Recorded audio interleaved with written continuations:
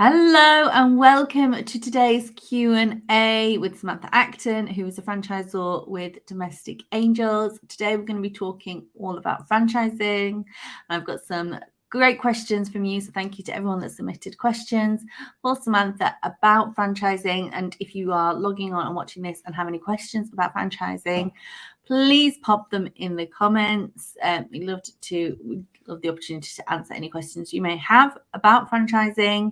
And obviously, if you have any questions later on, then I'm sure Samantha would be happy to answer any questions as well. So thank you so much, Samantha, for joining us today. Before we dive into the questions, would it be okay if you just gave people a bit of an overview as to who you are, what you do, and who Domestic Angels are? Oh, right. Okay, so I'm Sam Acton. I've been in business with Domestic Angels for 21 years now. And during that time, I converted it to a franchise, which was about 6 years ago. And I now have a lovely range of franchisees who have their own Domestic Angels businesses. So basically, I took all of the processes and definition and IP from my original business and turned it into a business in the box that other people can use. It's month end, so whilst Elizabeth looks all glamorous with her makeup on, I look, oh God, I've been committed to my franchisees this morning, helping them to deal with month end, because that's my gig. So as a franchisor, I mentor, support, and help my franchisees to be successful. Their success is my success. And if I have to roll my sleeves up and come live without makeup at the end of the month, that's exactly what I'll do. I've got no shame about this. I'm completely committed to my gang. They are tremendous. So that's a bit about that. On a personal level, I'm a mum. My son graduated last year. He is an offshore sailor, and my husband works in a local business as well. I am a local person to where I live, which is in the Christchurch area near Bournemouth in Dorset. And it's where I grew up, family and everything. I speak a few languages because I lived abroad. I love sailing and I love going to the beach. And I really love my friends and my family. And I love seeing people and helping people in any way I can. And yeah, that's me really. Perfect. Brilliant. Well, so first question, what are the key factors that someone should consider when choosing a franchise to invest in? Okay, look, that's a massive question because there are so many franchises available. You'd be surprised how many services or products you buy which are through franchises. So, okay, what you're going to have to ask yourself is, what is it that you want to do? Mm-hmm. Do you want to work on your own for yourself with nobody else in your team? Yeah. Mm-hmm. And do you want to sell a product or do you want to sell a service? Mm-hmm. Where do you want it to be? How complicated do you want this to be? Now, franchise in itself should not be complicated because the franchisor should have simplified everything for you to be able to get up and running straight away. So do ask yourself, what are you looking for? Are you looking to be a manager with a big team? Or do you want to be an owner, a franchise owner, and that you have managers in place that run your big team? Or would you like to work on your own and just be totally dependent on yourself? You don't fancy having a team of people at all, not ones that you employ. So ask yourself those questions. That's the place to start. It will also give you a very good indication about where your entry level is financially, because the bigger the prospect, so if you're going to be the owner with a manager in place with a team of people, possibly with some sort of outlet, so a building that needs to be kitted out, that's going to be a much greater investment than if you start out on your own, based from home with the computer that you already own. So it's about asking yourself, where do you want to be in the sequence? Where's your confidence levels at? What time are you going to have available to do that? And the energy. You know, if you're a busy mum, if you're looking to take on a franchise, start your own business because you're a parent and your priority is being at the school gates, you probably don't want McDonald's. Yes, that's a good tip. You probably want Domestic Angels or a Get Ahead VA, something like that, where you're going to have the business in the box and it's got a lot of flexibility around the working.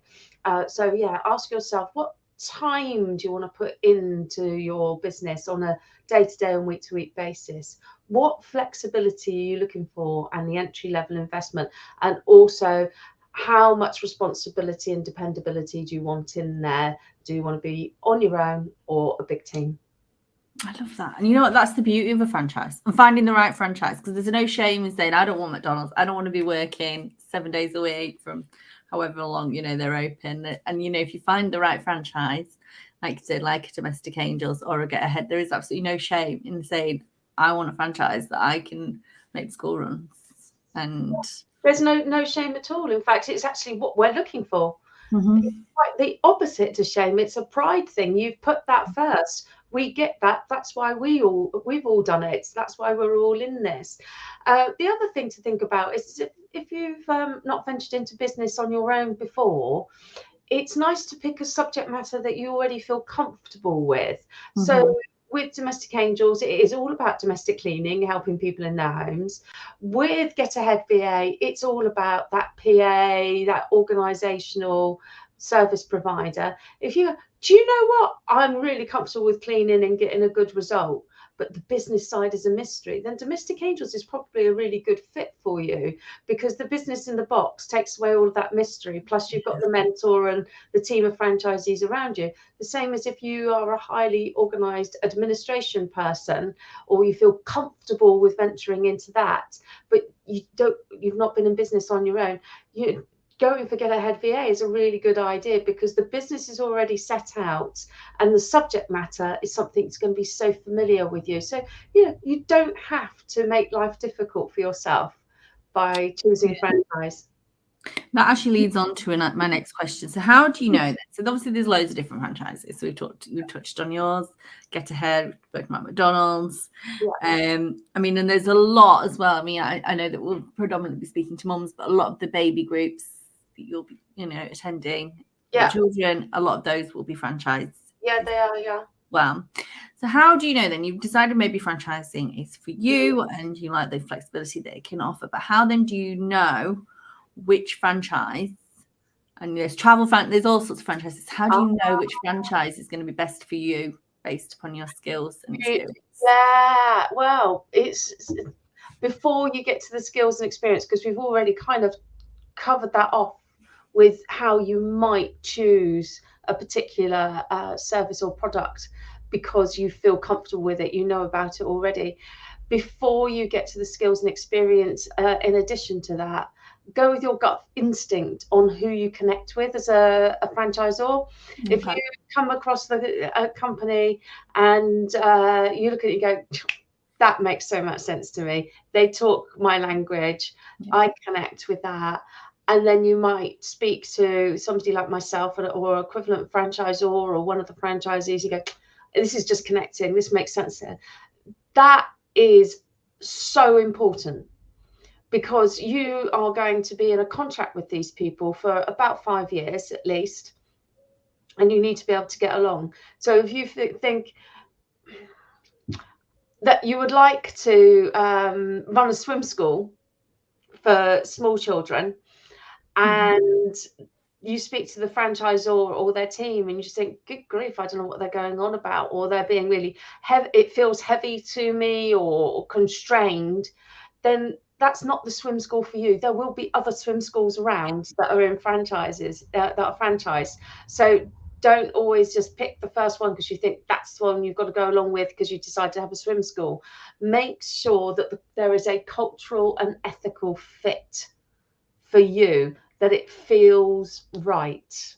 And I know this is probably, it depends upon the franchise, but I'm going to ask you, what are the typical upfront costs and ongoing fees associated with owning a franchise?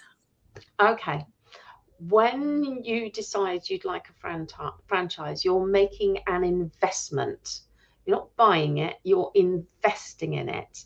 Now, there's a reason for this, because when you get to the end of your term, you actually have a going concern, a business that can be sold. Now, you might decide to renew and carry on for another 5 years, or you might say, do you know what, it served its purpose and I want to venture into something new. Now, if you want to venture into something new, you probably might not want to keep that business, or you might have a manager in place and let it carry on in a different guise to the one that you started out of. But say you wanted to sell it, so you want to liquidize your investment, you want a return on your investment. Okay, so please remember that first upfront payment is an investment rather than a purchase. Now, there's also ongoing costs, which will come in the form of royalties and overheads.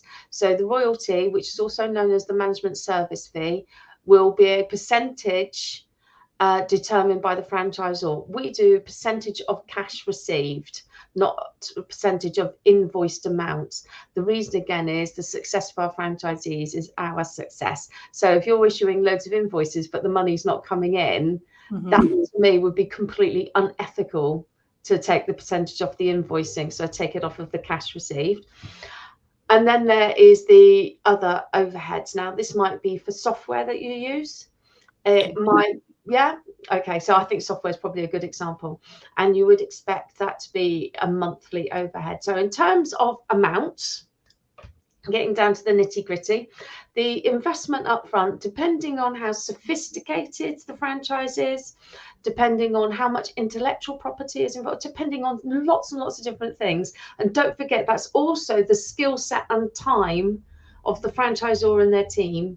You will expect to invest an amount that could be anywhere from £2,000 to £200,000.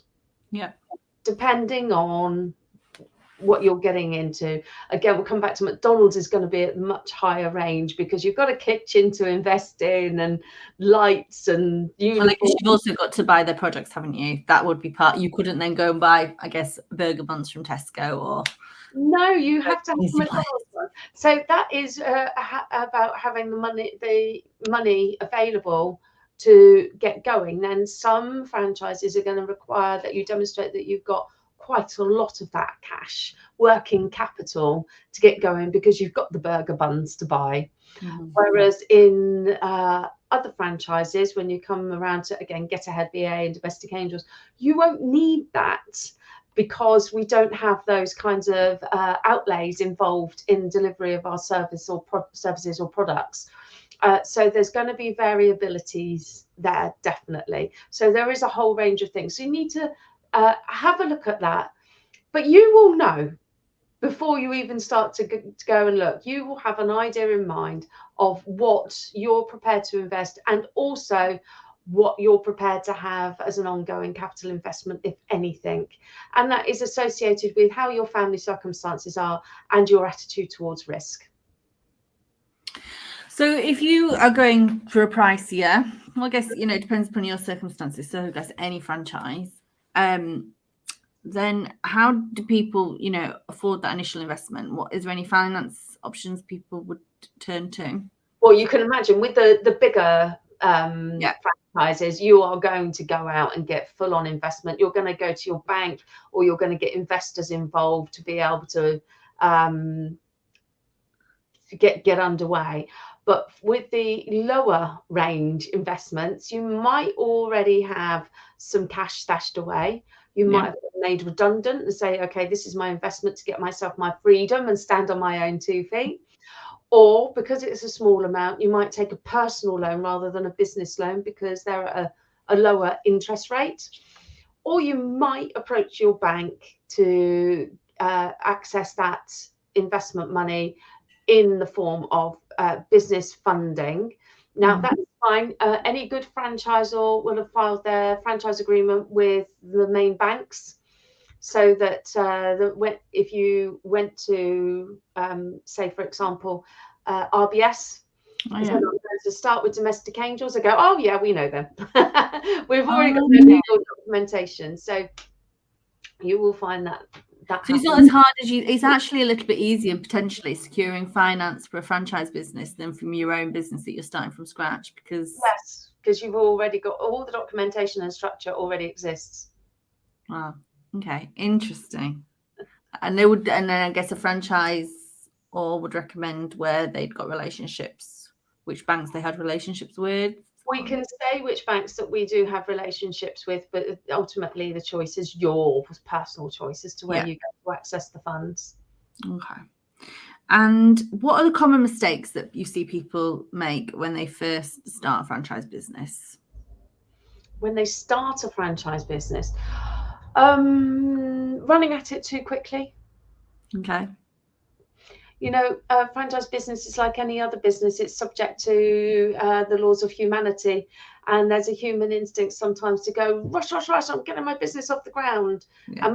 And a lot of businesses fail because they peak and then they trough because the business leader hasn't grown proportionately with the growth of the business. So you see this. You need to allow yourself to catch up in the growth. So you need to build in time to reflect on what you're achieving on a day-to-day and a week-to-week basis to make sure you're growing proportionately. Otherwise, you're going to have these floodgates open, all these people wanting you because you're amazing, and you won't be able to fulfill their requirements. And you'll be trying to do it, burn yourself out, and you'll be causing damage to reputation because you won't have been able to look after them all. So that is really important. Don't run at stuff. Make sure you're proportionate in your approach. Your franchisor will be able to help you with this because each service and product sector is different. And depending on how you're set up, the speed at which you should proceed will be obvious to them, even if it's not to you as the new franchisee, and that's absolutely fine. That's what franchisor is there for. So that's probably the key thing. The second thing is not listening to the franchisor. You know, you've invested in a franchise so that you can have all of these processes and all of this support. So why ask for the franchisor's opinion if you're going to go and do the opposite thing? Because you know what, the franchisors have made all the mistakes, they've burnt their fingers, and they know what they're talking about. So listen to them. That actually was brilliant. That actually answers my next question. So how do I navigate and maintain a healthy relationship with my franchisor? I don't know if there's anything more you want to add to that. That's stripping it back to what we were saying about 10 minutes ago. You need to use that gut instinct. Do I get along with these people? Are they relatable? Can I communicate with them? Are they my tribe? Are they my people? Because if that's in place, then the relationship is already forming really, really well. And it is up to both you and the franchisor to work on that relationship continually to make sure that the difficult conversations do happen and that they don't feel difficult. Because do you know what? At the end of the day, it's business. Yeah. Absolutely. The final question, I don't know if anyone's got any more questions, pop them in the comments, and obviously feel free to reach out to Samantha. Actually, where can people connect with you and reach out to you if they do have any questions? Okay, look, my email address is sam@domestic-angels.com. Please send me an email, or you can find me as an expert within Elizabeth's Facebook group. Yeah. What's that one called? Work It Like a Mum. Work It Like Not a member, you can join on Facebook. Work It Like a Mum. You can find me on there. You can find me on Facebook. You can find me on LinkedIn. But do ask your questions, because the only questions that are silly are the ones that are not asked. And if you feel a little bit nervy about asking in public like this, I love a chat on Zoom with a cup of tea and just going through it. It's really important to remember that I was in business for many years before I converted to franchising. So, you know, I've covered an awful lot of ground in that time, and I'm really keen on helping other people, whether you are interested in Domestic Angels or not, or you're generally interested in business or whatever. If I can help, please just ask. It's my absolute pleasure to support as many other people as possible. Oh, thank you. Brilliant. So final question. Can you share some strategies for effective marketing and promotion of your new franchise business? Okay, so a franchisor is going to give you quite a lot of guidance on this, and each franchise company is going to be different. So they're going to have very specific ideas about which sector you target and how you do it. You're very likely to be given a set of graphics to use in the various locations that they prefer you to go to, whichever social media platforms that is. So some are going to be more Instagram heavy, ours is very Facebook heavy, and we've got a whole load of graphics all available for our gang to use. And luckily in domestic cleaning, it really is as simple as saying, hey, we're open for business, and the phone rings. In other businesses, it's going to be a little bit more tricky, and it's going to require target marketing. Now, it's also possible, the trickier it becomes, that your franchisor that will develop or have a national marketing strategy in place, and you'll be making a monthly contribution in your overheads towards delivering that. So you won't think about it too much at all, because somebody else will be doing it for you. Okay, so it depends upon, and I guess that's something to ask when you're researching franchises. How much marketing support will I get? How much will I have to do? Yeah, do you know there's this lovely thing called a discovery session in the franchise world, which is either a one-to-one or a group situation, where you'll get a presentation that will give you a really good insight into how things work in the background, or at least on the very salient points. And that is when you may get the answer to that question, or it'll be the opportunity to ask that question. It will prompt things and help you to come up with the questions that you need to ask, but you might not know what they are, because you don't know what you don't know. Mm-hmm. And you go into the conversation and think, well, what am I going to ask? But if you start talking and see a discovery session, you're probably going to come up with those questions as you go along. And that's what it's all about. It is a conversation. It is a learning curve. It's about getting to know each other. It's all part of the relationship formation anyway. So keep asking questions. Brilliant. All right. Well, lovely. Well, thank you so much, Samantha, for joining me today. Thank you for everyone that has watched live and on the replay. And we'll put all the links on the show notes. Thank you so much, Samantha, for your time today. You're welcome. Thank you. Thank you.